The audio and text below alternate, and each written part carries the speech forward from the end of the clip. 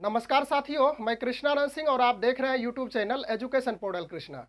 आज हम लोग इस वीडियो के माध्यम से बिहार के शिक्षक और शिक्षिकाओं को मिलने वाली छुट्टी यानी कि अवकाश से रिलेटेड बात करेंगे। उस अवकाश में कितने दिनों की छुट्टी दी जाती है, उसके साथ साथ कितने प्रकार के अवकाश होते हैं, इन महत्वपूर्ण बिंदुओं पर चर्चा करने वाले हैं।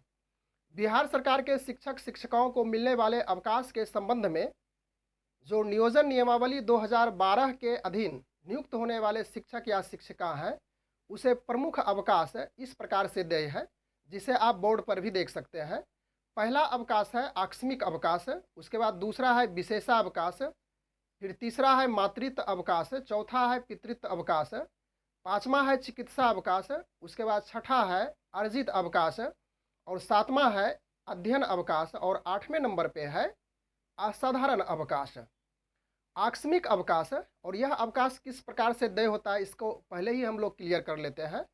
आकस्मिक अवकाश और विशेषावकाश यानी कि विशेष अवकाश को यदि छोड़ दिया जाए तो शेष जो अवकाश बचता है यानी कि मातृत्व अवकाश, पितृत्व अवकाश, चिकित्सा अवकाश, अर्जित अवकाश, अध्ययन अवकाश और असाधारण अवकाश, तो इन अवकाश को लेने के लिए शिक्षकों और शिक्षिकाओं को प्रधान अध्यापक या तो फिर प्रभारी प्रधानाध्यापक की अनुशंसा पर संबंधित नियोजन इकाई के समक्ष यानी कि उनके सदस्य सचिव के द्वारा अध्यक्ष की सहमति, अध्यक्ष की अनुमति के आधार पर दिया जाता है। इसके बाद हम लोग एक एक करके अन्य अवकाश की चर्चा कर लेते हैं। तो सबसे पहले है आकस्मिक अवकाश। तो एक कैलेंडर वर्ष कहने का अर्थ हुआ कि एक साल में 16 दिनों का आकस्मिक अवकाश देय होता है, यानी आकस्मिक अवकाश लिया जा सकता है।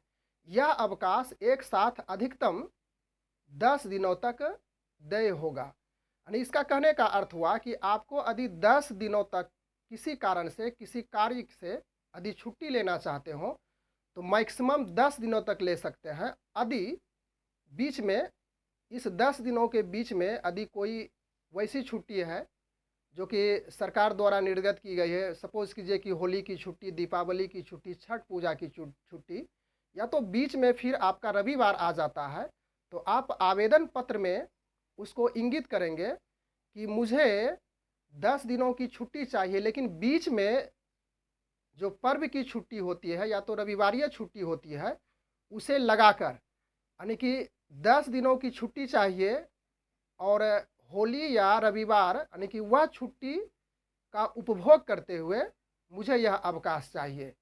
तो आकस्मिक अवकाश एक साल में 16 मिलती है और अधिकतम आप 10 दिनों का उपभोग कर सकते हैं एक ही बार में। उसके बाद दूसरे स्थान पे है विशेषावकाश यानी कि विशेष अवकाश। यह अवकाश महिला शिक्षकों के लिए है, यानी महिला शिक्षक को प्रत्येक महीना में 2 दिनों का विशेषावकाश दिया जाता है। विशेषावकाश तो आप समझ ही रहे हैं, यानी कि महिला के लिए यह स्पेशल है। मासिक धर्म की प्रक्रिया के समय यह 2 दिनों की छुट्टी दी जाती है।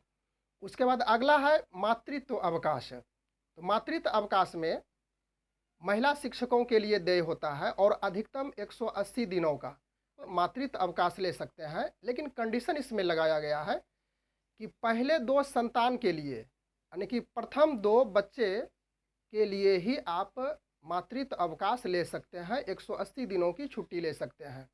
उसके बाद चौथे स्थान पे है पितृत्व अवकाश। तो उसी प्रकार यह भी पुरुष शिक्षकों के लिए है, 15 दिनों का मैक्सिमम दिया जाता है पितृत्व अवकाश, और इसमें भी वही कंडीशन है, वही शर्त है कि पहले 2 संतान के लिए ही आपको पितृत्व अवकाश अवेलेबल कराया जाएगा। उसके बाद आगे है 5वें नंबर पे चिकित्सा अवकाश। तो एक कैलेंडर वर्ष में, यानी कि उसी प्रकार यहाँ भी चर्चा कर लेते हैं कि एक साल में 20 दिनों का चिकित्सीय यानी कि चिकित्सा अवकाश दिया जाता है, और इसमें यह कंडीशन लगाया गया है कि चिकित्सा प्रमाण पत्र के आधार पर ही यह वैलिड होगा, अनुमान होगा।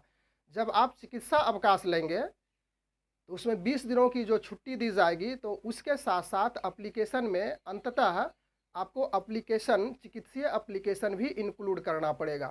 पूरी सेवा अवधि में कुल 120 दिनों का यह चिकित्सा अवकाश देय होता है, यानी कि आप जितने साल की नौकरी करेंगे तो उस अवधि तक मैक्सिमम 120 डेज़ का यह मेडिकल जो लीव है वह दिया जाता है।